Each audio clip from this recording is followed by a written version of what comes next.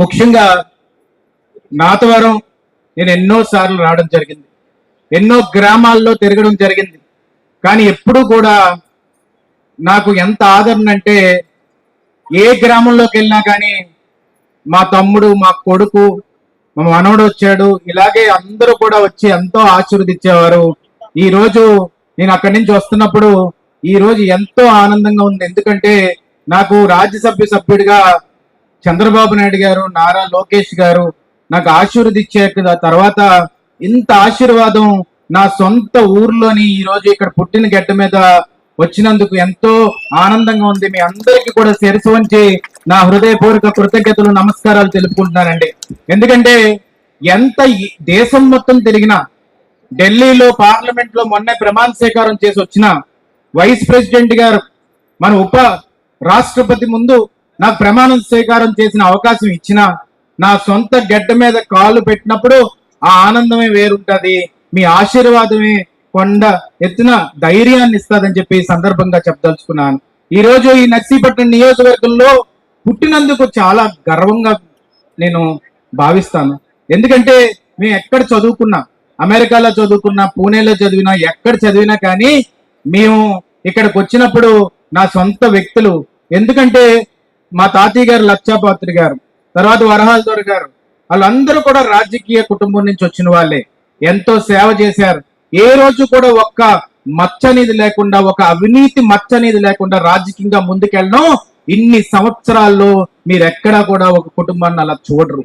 దాని తర్వాత మనం చూస్తే అయ్యన్న పాత్ర గారు 40 సంవత్సరాలు వచ్చి రాజకీయాల్లో ఉండి ఇన్ని పదవులు చేసే కూడా అయ్యన్న పాత్ర గారు దమ్మున్న నాయకుడు రా అని చెప్పి రాష్ట్రం మొత్తం అనుకుంటారంటే ఆయన ఎంత నిబద్ధతతో, ఎంత నిజాయితీతో, ఎంత ఉన్నత స్థానాలతో, ఎంత మోరల్ వాల్యూస్ తోటి ఈ రోజు నర్సీపట్నం నియోజకవర్గం గురించి ముందుకు తీసుకెళ్లిన దమ్మున్న నాయకుడు అయ్యన్న పాత్ర గారు. అలాంటి వ్యక్తికి కొడుగ్గా పుట్టడం నా ఏ జన్మలో చేసుకున్న అదృష్టం అని చెప్పి ఈ సందర్భంగా మీకు సవినీయంగా మనం చేసుకుంటున్నాను. ఈ రోజు ఎందుకంటే నేను మాట అంటున్నాను, ఆయనకి కొడుగ్గా పుట్టడం వల్ల నేను ఈ రోజు సేవ చేసే అవకాశం నాకు దక్కింది. ఈ రోజు ఈ ప్రాంతంలో 2008 నుంచి కూడా ఎన్ని ఎలక్షన్లు ఉన్నా కానీ, ఎన్ని కష్టాలున్నా కానీ, ఎప్పటికైనా ఏదన్నా జరుగుతున్నా కానీ ఎక్కడికైనా రమ్మంటే వచ్చి నేను కూడా ఇన్వాల్వ్ అవుతుండేవాడిని. ఆ రోజు ప్రతి రోజు చూస్తున్నారు. కానీ ఈ రోజు మీ ఆప్యాయత చూస్తుంటే ఇంకా ఏం చేసినా కూడా అవసరం లేదు. ఎందుకంటే ప్రతి ఒక్కరు మనస్ఫూర్తిగా నా ఇంట్లో బిడ్డకి ఈ పదవి వచ్చిందని చెప్పి మీ అందరూ ఆలోచించడం అనేది ఎంతో సంతోషంగా భావిస్తున్నాను. ఎందుకంటే ఇది భోజన సమయం అయినా కూడా మీరందరూ కూడా వేచి ఉండి మాటలు వినాలి, ఆశీర్వదించాలి పెద్ద మనసుతో వచ్చినందుకు అందరికీ పేరున శిరసు వంచి నా హృదయపూర్వక కృతజ్ఞతలు, నమస్కారాలు తెలుపుకుంటున్నాను. ఈ రోజు నేను ఈ పదవిలో ఉన్నానన్న, రాజ్యసభ సభ్యుడిగా నేను ఈ రోజు ఢిల్లీలో పార్లమెంట్ లో నేను ప్రమాణ స్వీకారం చేశానన్నా దానికి కారణం ఒకే ఒక వ్యక్తి నారా చంద్రబాబు నాయుడు గారు అని చెప్పి ఈ సందర్భంగా సవినీయంగా మనం చేసుకుంటున్నాను. మీకు ఒకటి చెప్పాలి, ఈ రాష్ట్ర చరిత్రలో గాని దేశ చరిత్రలో కాదు, ఈ రాష్ట్ర చరిత్రలో తెలుగు జాతిలో ఇంత చిన్న వయసులోనే మనకి ఉత్తరాంధ్రలో రాజ్యసభ్యుడిగా నన్ను కూర్చోబెట్టడం ఇదే మొదటిసారని చరిత్రలో చెప్తుంటే ఎంత గర్వంగా అనిపిస్తుంది అంటే అంత గర్వంగా అనిపిస్తుంది. ఈ రోజు ఎందుకు పదవి వచ్చింది, ఎందుకు ఇది ఇచ్చారు అని అంటే, ఎన్ని కష్టాలు పెట్టినా, ఎన్ని ఒత్తిళ్లు పెట్టినా, ఎన్ని సార్లు అరెస్ట్ చేయాలని ప్రయత్నించినా ఏ మాత్రం కూడా అవినీతి చేయలేదు కాబట్టి ఎవడన్నా మా ముందుకు వచ్చి వేలెత్తి చూపెట్టడానికి భయపడేవారు. అందుకనే రాష్ట్ర 5 ఏళ్ళు ఎంత కష్టపడ్డామో, కార్యకర్తలు ఎంత కష్టపడ్డారో, ఇంట్లో ఏ కష్టం వచ్చినా కూడా కార్యకర్తలు మా ఇంటి పక్కన చిన్న చిన్న తుప్పల్లో పావులు ఉంటాయని కూడా తెలుసు వాళ్ళందరికీ. అయినా కూడా తుప్పల్లోంచి వచ్చి అమ్మ మేము ఉన్నాము మీరు భయపడకండి అని చెప్పి మా అమ్మకి ధైర్యాన్ని ఇచ్చేవారే. ప్రతి ఒక్క కార్యకర్త కూడా నేను హృదయపూర్వక కృతజ్ఞతలు తెలుపుకుంటున్నాను. తెలుగుదేశం పార్టీ కార్యకర్తలు నా కుటుంబ సభ్యులు ఎక్కడున్నా కానీ, ఢిల్లీ గట్టు మీద ఉన్నా కానీ, ఈ రోజు కార్యకర్తకి కష్టం వచ్చిందంటే నిలబడి వాళ్ళకి భుజస్కంధాల మీద చెయ్యేసి ముందుకు నడిపించే అవకాశం ఈ రోజు కల్పించిన నారా చంద్రబాబు నాయుడు గారికి హృదయపూర్వక కృతజ్ఞతలు తెలుపుకుంటున్నాను. ఈ రోజు చెప్తున్నాను, నారా చంద్రబాబు నాయుడు గారు వాళ్ళ తనయుడు నారా లోకేష్ గారు, నారా లోకేష్ గారు కావాలిస్తే వాళ్ళ నాన్నగారు ముఖ్యమంత్రి చేశారు, వాళ్ళ తాతగారు ముఖ్యమంత్రి చేశారు. అయినా కానీ 3900 కిలోమీటర్ల పైన ఈ రోజు 4000 కిలోమీటర్ల దాకా రాష్ట్రం అంతా నడిచి మన మహిళల కష్టాలు తెలుసుకొని, పేదవాళ్ళ కష్టాలు తెలుసుకొని, యువకుల కష్టాలు తెలుసుకొని, యువకులం అనే పేరుతోటి వాడ వాడ ఊరు ఊరు ఇంటింటా తిరిగి మన కోసం ఈ రోజు ఎడ్యుకేషన్ మినిస్టర్ గా ప్రమాణ స్వీకారం చేసిన తర్వాత ఈ రోజు ఒక ఇంటికి వెళ్ళాను, కాలనీలోని తల్లికి వందనం అమ్మొచ్చింది. అమ్మొచ్చి అందే, అయ్యా నాకు ఈ ఇద్దరు కూతుర్లు ఒక కొడుకు, ఇద్దరు కూతుర్లు ఒక కొడుకులు, ఒక కూతురికి ఎంత ముందు పడి తల్లికి వందనం ఇప్పుడు ముగ్గురికి పడుతుంది, నాకు చాలా సంతోషంగా ఉందని చెప్పి ఆమె చెప్తున్నప్పుడు నాకు నారా లోకేష్ గారు, నారా చంద్రబాబు నాయుడు గారు, కూటమి ప్రభుత్వం మన బీజేపీ సపోర్ట్ తో కానీ, పవన్ కళ్యాణ్ గారి సపోర్ట్ తో కానీ ఈ రోజు ఇంత మంచి పాలన జరుగుతున్నందుకు ఎంతో సంతోషంగా భావిస్తున్నానని చెప్పి ఈ సందర్భంగా సవినీయంగా మనం చేసుకుంటున్నాను. ఈ రోజు మనం చూసుకోవచ్చు, ఫ్రీ బస్ అన్నారు. ఫ్రీ బస్ అంటే మేమందరం కూడా ఎలాగిస్తారయ్యా ఫ్రీ బస్ అని అనుకున్నాం. కానీ ఈ రోజు మనం గుడికి వెళ్ళా, ఎంతమంది జనం పెరిగిపోయారంటే ఫ్రీ బస్ కదండి ఎక్కి వచ్చేస్తున్నారు గుళ్ళు కండి.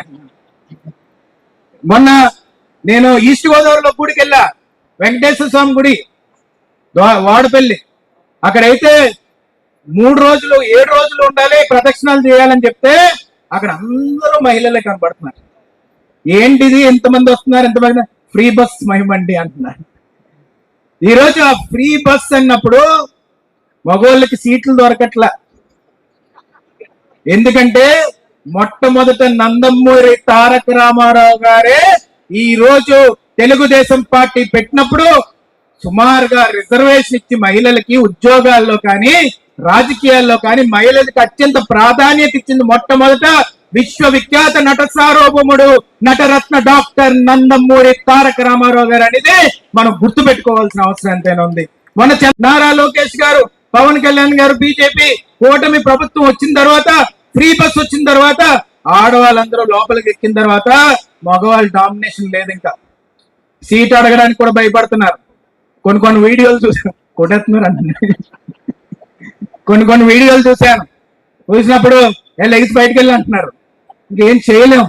రేపు రానున్న రోజుల్లో 33% రాజకీయ రిజర్వేషన్ కానీ వచ్చాక ఎంత ప్రగతిలోని ఈ సమాజం ముందుకెళ్తుంది ఆడవాళ్ళ ద్వారా అనేది మన కళ్ళతో చూస్తామని చెప్పి ఈ సందర్భంగా సవినీయంగా మనం చేసుకుంటున్నాను.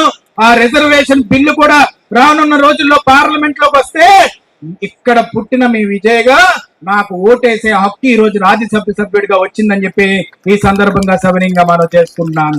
ఈ రోజు మనం చూడొచ్చు, ఒకటే మీకు చెప్పాలి, తెలుగుదేశం పార్టీ భవిష్యత్తు బాగుంది, కార్యకర్తలు బాగుంది. ఈ రోజు విజయ్ గారు రేపు సభ్యులు అయ్యారు అంటున్నారు. నేను ఒకటే చెప్తున్నాను, రానున్న రోజుల్లో ఎట్టి పరిస్థితుల్లో చెప్తున్నాను, నా తమ్ముడు రాజేష్ కానీ నేను కానీ ఎవరన్నా కానీ మీ అందరికీ సేవ చేయడానికి ఉంటామని తప్ప మీరు ఏం చెప్తే ఆర్డర్ ఇస్తే ఎట్టి పరిస్థితుల్లో చేస్తాం. ఎందుకంటే ఈ గడ్డే మాకు గౌరవం ఇచ్చిందని చెప్పి ఈ సందర్భంగా సవినీయంగా మనం చేసుకుంటున్నాను. నేను ఒకటే చెప్పదలుచుకున్నాను, అలాగే నారా లోకేష్ గారు, నారా చంద్రబాబు నాయుడు గారు తనయుడు నారా లోకేష్ గారే ఈ రోజు తెలుగుదేశం పార్టీ భవిష్యత్తు, తెలుగుదేశం పార్టీ జెండాని భుజస్కంధాల మీద మోసుకొని ముందుకెళ్ళి కార్యకర్తకి కష్టం ఉంది అంటే, అన్నా నాకు ఈ కష్టం ఉంది అంటే నిలబడి ఏకైక దమ్మున్న నాయకుడు నారా లోకేష్ గారు అని చెప్పి సందర్భంగా చెప్పదలుచుకున్నాను. 1000 కిలోమీటర్లు నడిచారు. వాళ్ళ అమ్మగారిని దూషిస్తే, మా అమ్మనే కాదు ఏ ఆడవాళ్ళని కూడా దూషిస్తే ముందుకొచ్చి మక్కలు ఎరగదుంటానని చెప్పి ముందుకొచ్చి ఈ రోజు ఆడవాళ్ళు జోలికి రాకూడదని చెప్పి, ఎవరన్నా కానీ ఆడవాళ్ళు జోలికి వెళ్తే భయపడే విధంగా ఈ రోజు రాజకీయాన్ని ముందుకు తీసుకెళ్లి లా ప్రకారంగానే వాళ్ళని శిక్షించే విధంగా ముందుకు తీసుకెళ్తున్న ఏకైక దమ్మున్న నాయకుడు నారా లోకేష్ గారు. కార్యకర్తలకి భవిష్యత్తు నారా లోకేష్ గారు, తెలుగుదేశం పార్టీకి భవిష్యత్తు నారా లోకేష్ గారు. ఈ రాష్ట్ర ప్రగతికి ముందుకు తీసుకెళ్ళడానికి దమ్మున్న ఏమై రానున్న రోజుల్లో యువకుడు నారా లోకేష్ గారు అని చెప్పి మనస్ఫూర్తిగా నేను ఈ సందర్భంగా చెప్పదలుచుకున్నాను. ఎందుకంటే ఒకటే అన్నారు, విజయ్ ఎంత కష్టపడ్డాడు, నేను మాట ఇస్తున్నాను, విజయ్ గౌరవం ఇస్తానని చెప్పి ఈ రోజు నారా చంద్రబాబు నాయుడు గారు, నారా లోకేష్ గారు, ఆ కుటుంబం కూడా ఈ గడ్డకింత గౌరవాన్ని ఇచ్చిందంటే వాళ్ళకి ఆ జన్మాంతం రుణపడి ఉంటామని చెప్పి ఈ సందర్భంగా సవినీయంగా మనం చేసుకుంటాను. అలాగే తెలుగుదేశం పార్టీ జెండాకి ఏ మాత్రం కూడా కించిత్ గౌరవం తగ్గే పని ఏ మాత్రం మేము చెయ్యం. ఏ మాత్రం కూడా అయ్యన్న పాత్ర గారి పేరుని తగ్గించే పని 1% కూడా మేము చెయ్యం. కార్యకర్తలు ఎప్పుడొస్తే అప్పుడు ఇంట్లో గౌరవం ఇచ్చి ముందుకు తీసుకెళ్లే కుటుంబం మాదని చెప్పి ఈ సందర్భంగా చెప్పదలుచుకుంటూ, నా తల్లి పద్మావతి గారికి, అయ్యన్న పాత్ర గారికి ఆ జన్మాంతం రుణపడి ఉంటానని చెప్పి ఈ సందర్భంగా సవినీయంగా మనం చేసుకుంటున్నాను.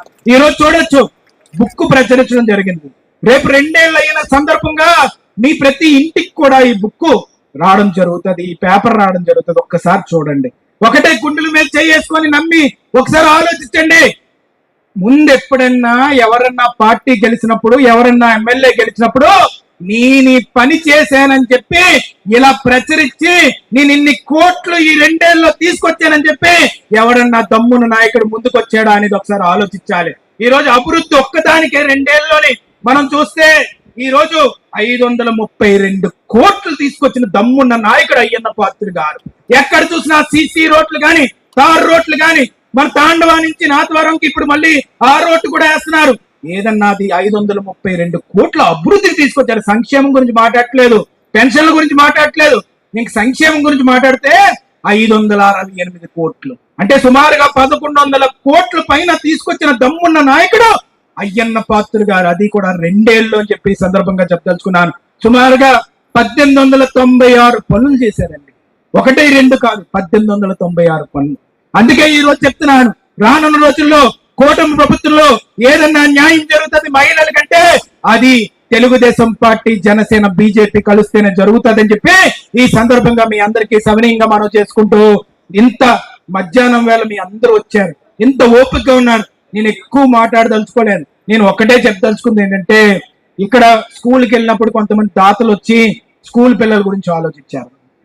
కొంతమంది వచ్చి స్కూల్ పిల్లలు బాగుండాలి, ఇవాళ ఎస్ఐ గారు కూడా, డిఎస్పీ గారు, వీళ్ళందరూ వచ్చి పోలీస్ డిపార్ట్మెంట్ వాళ్ళు కూడా, ఎస్ఐ గారు, డిఎస్పీ గారు అందరూ కలిసి ఆ స్కూల్ పిల్లలు బాగుండాలని చెప్పి వాళ్ళకి యూనిఫామ్ ఇవ్వడం, వాళ్ళకి పని చేస్తున్నారు.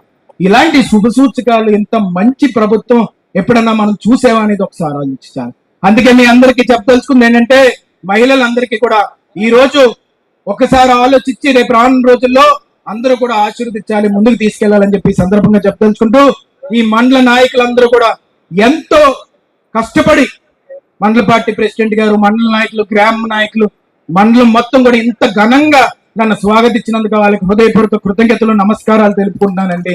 ఏదన్నా చిన్న ఇబ్బంది కలుగుంటే క్షమించమని కోరుతున్నాను. అందరినీ ఒక్కసారి గుర్తు పెట్టుకోవాల్సింది ఏంటంటే, ఈ రోజు రాజ్యసభ ఎంపీగా అయ్యాను, నాన్నగారు స్పీకర్ గా ఉన్నారు, ఎమ్మెల్యేగా ఉన్నారు. ఈ రోజు రాజేష్ మా తమ్ముడు కూడా అన్ని విధాలుగా కూడా ఇప్పుడు ఆ రోజుల్లో సేవ చేయడానికి ముందుకు వస్తారు. అన్ని విధాలుగా కుటుంబ సభ్యులందరినీ కూడా, పద్మావతి గారు కూడా కన్నీరు పెట్టారు. అప్పుడు అపోజిషన్ లో ఉన్నప్పుడు, ఇల్లంతా చుట్టుముట్టినప్పుడు అమ్మకి ఆ రోజు కాళ్ళు చేతులు ఆడపోతే ఒకటే ధైర్యం, తెలుగుదేశం పార్టీ కార్యకర్తలు ఉన్నారు, మా కుటుంబ సభ్యులు ఉన్నారని ధైర్యంతో ఆ ముందుకొచ్చింది తప్ప ఆ రోజు నిజంగా ధైర్యం కోల్పోయింది. కానీ అది తెలుగుదేశం పార్టీ జెండా వల్లే మాకు ఈ గౌరవం వచ్చింది. అందుకనే మీ అందరికీ కూడా మనస్ఫూర్తిగా నేను ఈ సందర్భంగా మనం చేసుకుంటున్నాను. ఏమన్నా ఎలక్షన్స్ లో మాటలు మిగిలిపోయినాయి, అవన్నీ కూడా తీర్చి ముందుకెళ్తామని చెప్పి ఈ సందర్భంగా సవినీయంగా మనం చేసుకుంటూ, నాకు ఈ అవకాశాన్ని ఇచ్చిన పెద్దలందరికీ హృదయపూర్వక కృతజ్ఞతలు, నమస్కారాలు తెలుపుకుంటూ, ఒక జనసేన నాయకులు